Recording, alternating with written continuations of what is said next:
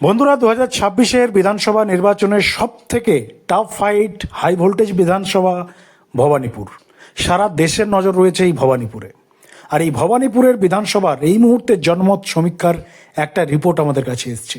আর সেই রিপোর্টে মারাত্মক চাঞ্চল্যকর তথ্য সামনে এসছে এবং এই রিপোর্ট আসার পর ঘুম উড়ে গেছে রাজ্যের শাসক দলের। আপনাদের জানিয়ে রাখি, লাস্ট বিধানসভা ইলেকশন ইয়ার অর্থাৎ 2021-এর কথা বলছি আমরা। নন্দীগ্রামে আপনারা সকলেই জানেন শুভেন্দু অধিকারী ভার্সেস মমতা বন্দ্যোপাধ্যায়ের লড়াই হয়েছিল। আর সেই ভোটে মমতা বন্দ্যোপাধ্যায়কে কার্যত গোহারা হারিয়েছিলেন রাজ্যের বর্তমান বিরোধী দলনেতা শুভেন্দু অধিকারী। 1956 ভোটে মমতা বন্দ্যোপাধ্যায়কে হারতে হয়েছিল। যদিও সেই হারটাকে রাজ্যের শাসক দল কাউন্টার করে যে বিজেপি নাকি বা শুভেন্দু অধিকারী নাকি লোডশেডিং করে সেখানে জয়ী হয়েছিলেন। কিন্তু সেই নিয়ে মামলা হয় কলকাতা হাইকোর্টে। আজ অবধি সেই মামলার রায় হয়নি, কোনো শুনানি হয়নি, মামলা পেন্ডিং আছে। মমতা বন্দ্যোপাধ্যায় সেই মামলাকে নিয়ে মামলাটাকে যে আবার কলকাতা হাইকোর্টে রিমোডিফিকেশন করে মামলাটাকে তুলব বা শুনানি হবে সেই নিয়ে তিনি মাথা খারাপও করেননি। 5টা বছর কেটে গেছে এবং 5 বছরের পর 2026 সালে আবারও সেই নন্দীগ্রাম থেকে শুভেন্দু অধিকারী গেছেন ভবানীপুরে এবং মমতা বন্দ্যোপাধ্যায় আর দ্বিতীয়বার নন্দীগ্রামে ভোটে দাঁড়ানোর সাহস পায়নি, তিনি দাঁড়িয়েছেন ভবানীপুরে। কিন্তু শুভেন্দু অধিকারী ভবানীপুরে গেছে মমতা বন্দ্যোপাধ্যায়ের সঙ্গে লড়তে।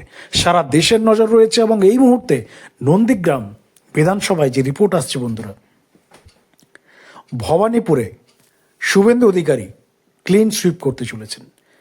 ভবানীপুরে শুভেন্দু অধিকারী ক্লিন হিট করতে চলেছেন, জয়ী হতে চলেছেন বলে আমাদের যে এক্সক্লুসিভ সার্ভে রিপোর্ট এসছে তাতে ঘুম উড়ে গেছে রাজ্যের শাসক দলের। দেখুন, এটা শুধুমাত্র সমীক্ষা, ভোটের সঙ্গে কোনো সম্পর্ক নেই। এক্স্যাক্টলি বা ফাইনাল রিপোর্ট আপনারা সকলেই জানেন 4 তারিখ জানা যাবে। ভোটের কাউন্টিংয়ের পরে এক্স্যাক্টলি জানা যাবে। কিন্তু মানুষের সাথে কথা বলে, সেখানকার জনসভা থেকে শুরু করে ভবানীপুরের পাবলিক অপিনিয়ন, মানুষের reviews, social media, every department follow up করার পর যে ফিডব্যাক আমরা পেয়েছি, যে রিভিউজ আমাদের কাছে এসছে, সেখান থেকে আমাদের যা রিপোর্ট তাতে সেখানে ভবানীপুরের মানুষ পরিবর্তন চাইছে, ভবানীপুরের মানুষ চেঞ্জ চাইছে এবং ভবানীপুরের মানুষ শুভেন্দু অধিকারীকে চাইছে। বাকিটা জানা যাবে 4 তারিখে। আপনাদের কি মতামত, রিয়াকশন লিখে জানান কমেন্ট সেকশনে এবং চ্যানেলে নতুন থাকলে অবশ্যই চ্যানেলটিকে সাবস্ক্রাইব করে রাখুন আমাদের নেক্সট আপডেট দেখার জন্য।